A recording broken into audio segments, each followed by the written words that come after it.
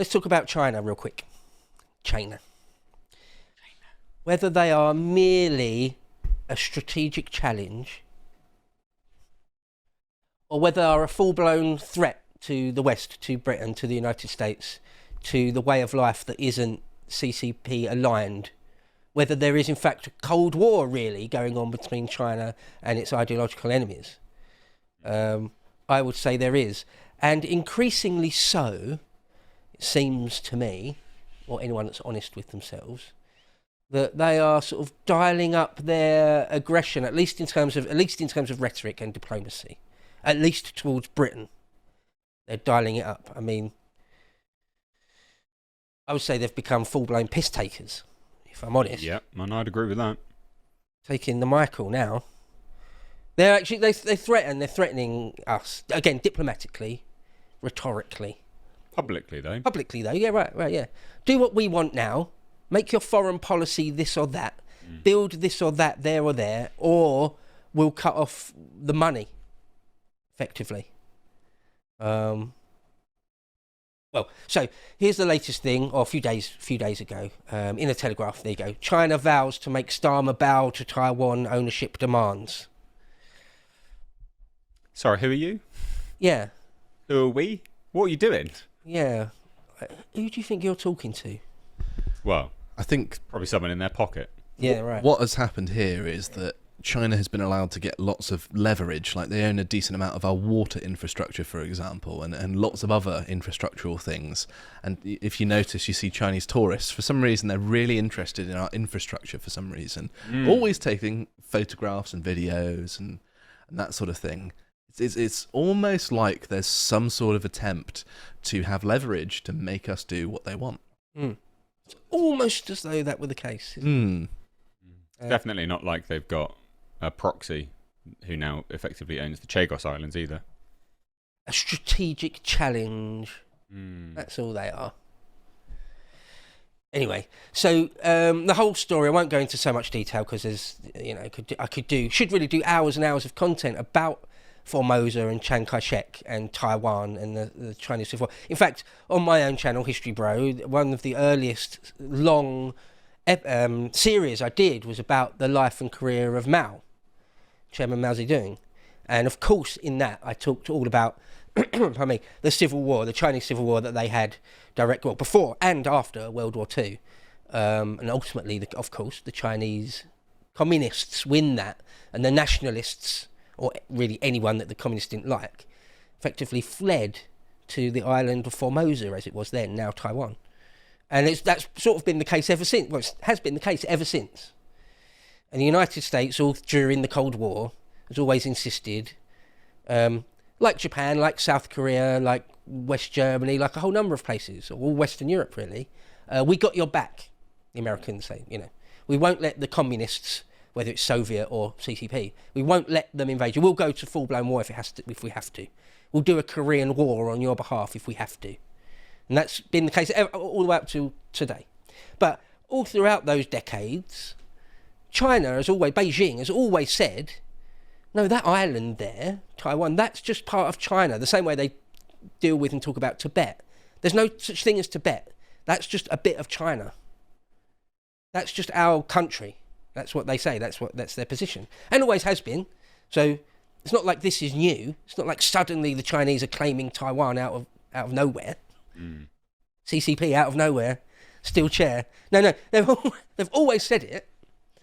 But now we're in the mid-2020s now, aren't we? We're in a position where the Chinese economy genuinely rivals the United States. Its industrial capacity genuinely rivals it.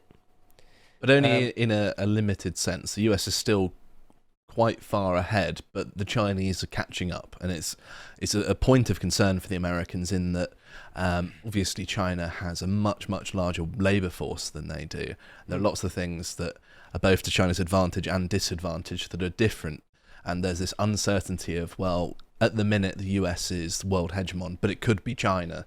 And, given their relationship with China, if China does become hegemonic over the world, well, things aren't going to look good for the United States and their allies, which means us. Well, the thing about China and its economy versus the States is, and just as a global power and a force, which I don't know if you're ever going to mention this in your segment, Bo, but China as an authoritarian regime is one unified focus, sole focus. By decree, they demand this is going to happen. We're going to do this. So, in terms of sort of strategy and battles and things like that, and just where they move, their sort of economic focus and drive, it's very, very myopic. It's very singular, right? Whereas America has spent God knows how long now, at least a decade, quibbling over what woman is. Yeah. Well, China, what I mean? Yeah. China is 92.5% ethnically Han Chinese, and all of their leadership is Han Chinese. Yeah. So China's basically a dictatorship of the Han over But there's also a small no number of opposing minorities. political forces either. No, That's because the they've other- crushed that's them the all, other. of course. Yeah, exactly. But this is what I mean. Like that's a point of concern, no matter what an economy size is versus the States. Their unity is their strength. I'm going to flip the diversity thing. No, because they're a monoculture that isn't quibbling amongst themselves, largely speaking, it's going to make them more formidable. By having more disparate ethnicities and groups, it makes you weaker as a country. Yeah, I mean, I've been having this argument on Twitter the last couple of days. I say argument, it's actually really interesting debate with random people on Twitter. I'm very, very interested in it. If America and China did have a full-blown conventional war, let's take nukes off the table. Let's just say they don't have a nuclear exchange. How would it go, especially if it lasted for any amount of time? And it is interesting, like who controls the semiconductors in the world, right? It's mainly Taiwan, South Korea. The US has been trying to shift of course, it. haven't they? allies of the United States and not China, very explicitly so. But then, like, who manufactures the most steel in the world? China by a long, long way. But who manufactures the most armoured plate? The United States by a very, very long way. Who's got the biggest economy? Well, just in straight up terms, it's kind of a parity. Who's got the biggest air force? Well, the United States. Who's got the biggest navy, the biggest submarine program? Who controls space? Well, all the United States. But who could switch their industrial capacity quicker to pumping out insane volumes of shells? Probably China, probably. So it's actually quite interesting. I did say on Twitter, I explicitly said, this is not what this segment was about, but this is a fascinating thing.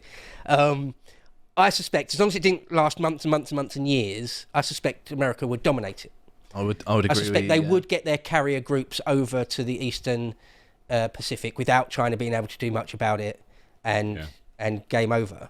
But then, who knows? You can point to the fact that even though the United States can win a hot war, a conventional hot war, that they're very, very good at that. They are very, very good at that. But then winning the peace afterwards, they're kind of terrible at that, right? Mm-hmm. But anyway, to get back to the point you was making about homogeneity of China versus the diversity of the United States. Well, if you look back at the 30s and the 40s when Germany and Japan declared war on the United States, back then they still had segregation. And America, it was still fully segregated society. And all sorts of, you could point to all sorts of data points of that America is a disparate, all the different states are almost like different countries, and they won't be able to pull together, and they won't be able to stomach large casualty lists. All that was wrong. All that was wrong. America did pull together as one and stomached quite large casualty lists. They did turn their economy into pumping out like a Liberty ship every other day or whatever, pumping out dozens of aircraft carriers or whatever, making tens and tens of thousands of planes. They did do that. I mean, we live in a different world now and things are more... Okay. The point is, let's get back to the topic here, and Britain and what China's doing to us and Keir Starmer at the moment. This headline, China warns UK of diplomatic rift unless MP Starmer backs claim over Taiwan. So, blackmailing, but we're bullying. That's definitely that's quite belligerent.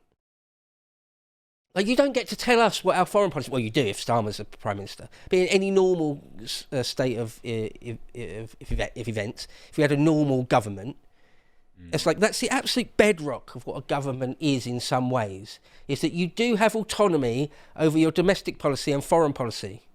A foreign country doesn't get to tell you what your foreign policy is. That's the essence of being your own sovereign nation. It's interesting, though, because normally these sorts of conversations and this diplomatic tussling goes on behind closed doors and they don't draw attention to it publicly. It's interesting that they're making such strong statements public in a way. I don't know whether it's power projection from China, which seems the most likely, or trying to undermine Britain on the national stage, because those two things, although related, are slightly different. And of course, we're quite a loyal ally of the United States, which China sees as their main enemy, really, don't they? Yeah. That's actually the point I made on the State of Politics when we spoke about this.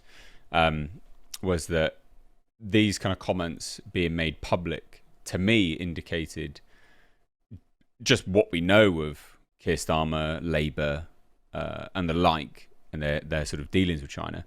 To me, it indicated that actually they had these discussions behind closed doors. And just my own theory, anyway, is that they're making it public to apply pressure.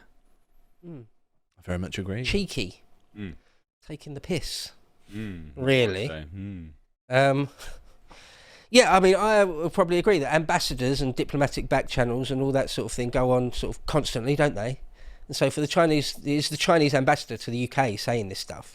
So it must be, it is a very deliberate decision from them to do this, to say this publicly. I feel like maybe there's an element of it, I don't want to talk about this for too long, but maybe there's the element working into this of the recent Chinese spy scandal, where it seemed like, or it seems almost certainly the case, that our government just completely folded under pressure from the Chinese to like just put this thing to bed, just kill it. And we did. So now they think, like a bully or like in prison, a prison bitch, like, oh, we realise we can put our thumb on this dude and he's going to do what we want.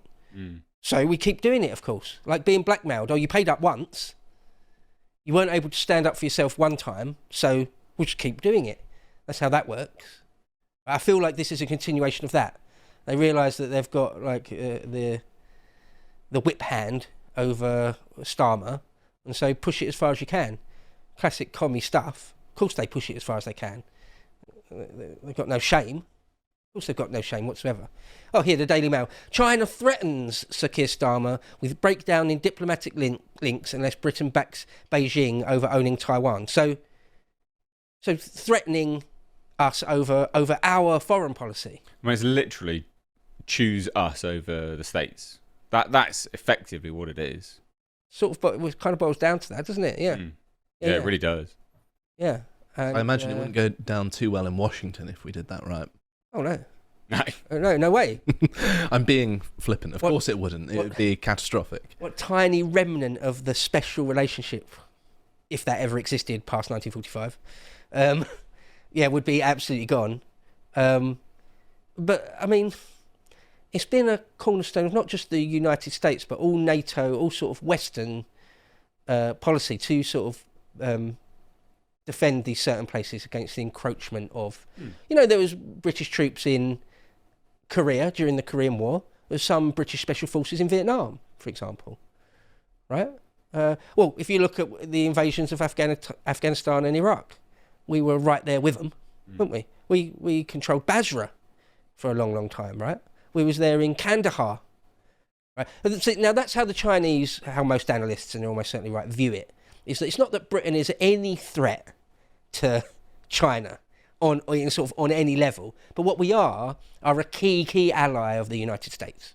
So if you undermine us, damage us in any way, it, at least by proxy, at least indirectly, damages the United States, undermines the United States, right? So in those terms, and we do a lot of business with China. We do something in the last year on the order of £90 billion worth of trade, import and export, with China. A couple of years ago, it was way over 100 billion. It's down a little bit now, but still, to us, that's a lot of money. To them, it's a drop in the ocean, right? But to us, it's quite a lot of money. And they're using it as leverage, obviously using it as leverage. It's common sense to do that, isn't it? If you're an arsehole. All states do that. Even no, right, yeah, even Trump's been doing that with Britain and Europe. Yeah, no, but I mean, if I was Prime Minister, I just wouldn't accept it. It's like if someone tried to blackmail me over something, I'd be like, no, fine, then let's just go full exposure. No, I'm not letting you blackmail me. Whatever the dirt you've got on me or whatever, I'll just let the whole world know because I'm not being bullied and blackmailed. That's not going to happen. No. I'm not going to say sorry for something that I'm not sorry about. For example, this sort of thing. Keir Starmer should just be, oh no, if you want to break all trade relations, he won't do this because he's a coward, a moral and political coward, and a traitor. But any good prime minister would be like, no. If you need to cut off diplomatic relations with us, China, do what you got to do. If you need to cut off all your trade with us, do what you got to do. But we're going to set our own foreign policy. Thank you very much. Now we're going to decide what we think about Taiwan. Thank you very much. But that's not the leaders we've got, so that probably, well, almost certainly won't happen. I mean, we'll see if over the coming days, weeks, months. I wonder if we do formally, under Keir, change our foreign policy towards Taiwan. Imagine if that would be so humiliating if they came out one day, the FCO, the Foreign and Commonwealth Office, come out and say, we support Beijing's claim. I'd be very surprised if they did that, to be honest. So would I. You know, well, I don't know if I would though. I actually don't think I would. Not with Keir Starmer. I wouldn't be surprised. Look at the Chagos Islands thing. Yeah. I mean, I can't believe Trump didn't veto that. It was mental. But yeah, Trump actually ended up going along with it, which I find interesting. Power. There must have been something more going on that we weren't. Well, he wasn't paying for it, was he? So. That's true as well. Yeah, so they're just trying to put all sorts of pressure on us, of all people, like it really matters what the Foreign and Commonwealth Office position is on Taiwan. Ultimately, when we come down to brass tacks, it doesn't really matter, right? I can, stick up some sort of defence for our influence on foreign powers in that we're still one of the top 5 militaries in the world. Yeah, we're one of only, 7 nations that have got nukes. That too. This matters. This gives you negotiating power, even if, we're no longer the British Empire. We still have hard power. And I think China respects hard power a lot more than soft power. There's only a very small number of countries in the world that have got nukes, a submarine program, and like a half-decent intelligence service, and half-decent special forces capability, small as it might be, half-decent air force. There's only small countries that have got like cutting-edge fast jets and stuff. Obviously, we haven't got anywhere near the number of China or the United States, but nonetheless, only a very small number of countries got any aircraft carriers, but we're one of those. Mm-hmm. Our aircraft carriers are a bit poop, but still, we've got them. They count for something. Better than Russia's aircraft carrier. Well, that's not hard. Yeah, right. Better than the French as well. They've got one, haven't they? I think the French have got one. Yeah, I think they have. They do, yeah. Yeah. Of course, the United States have got like 20, and there's like 10 at sea at any given moment. Mm-hmm. And they're huge. Yeah, they're big. Yeah. China's got 2 or 3, is it now? Anyway.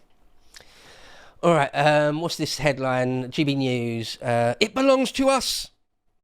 Quote. China pressures Keir Starmer to support invasion of Taiwan in major war warning. It makes it sound like he wants, China wants us to invade on their behalf. The way that's worded. They probably would do, if they could. Yeah. They'd use the Royal Marines as cannon fodder if they could. Jesus. But yeah, it does mark a bit of an escalation as far as I know. As I said earlier, it's always been the case since 1948 or whatever that China, Beijing have said, Taiwan's ours, and we still claim it, and like Chiang Kai-shek's regime there is illegitimate. But I can't remember, at least in my lifetime, China ever doing something like this, just coming out and being quite bellicose. It's bordering on real saber rattling. It does feel like they're dialing it up. Well, they've been slowly dialing it up, haven't they? Yeah. We're reaching this. But also, sorry. No, that's what I said.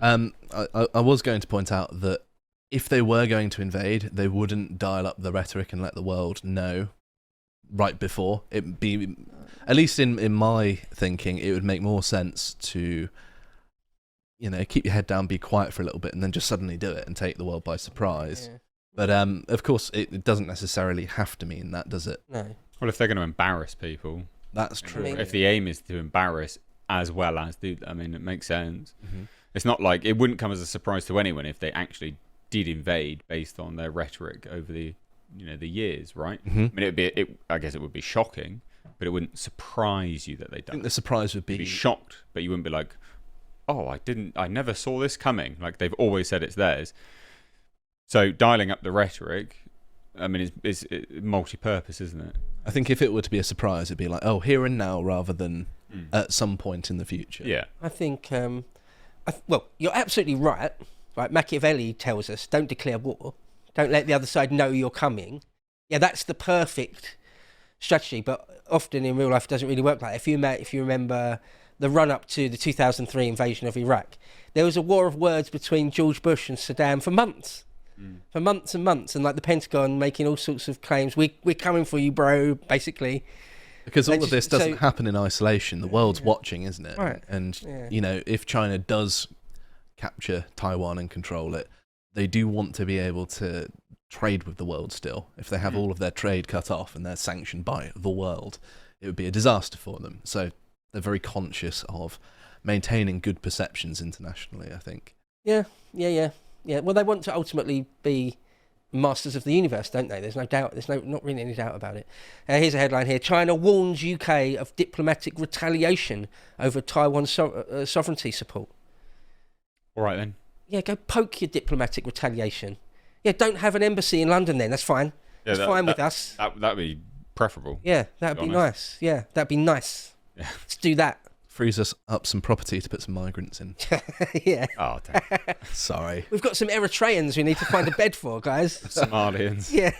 That would be very insulting to them, though. And yeah, okay, and then just something, I've sort of almost run out of time, but there's a whole nother thing about the, I was going to talk about the super embassy they want to build and all the concerns about that.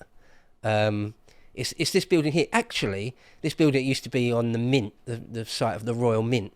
As big as that building is, that's only a fraction of it. It's a giant complex of buildings. It's not on that one, but I'll find it in a moment. And the Chinese want to make... Look, oh, here it is, actually. All of that will be the Chinese embassy.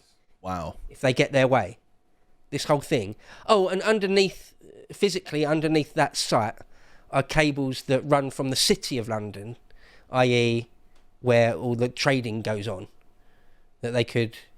people in the know say the Chinese could quite easily do a Venona-style...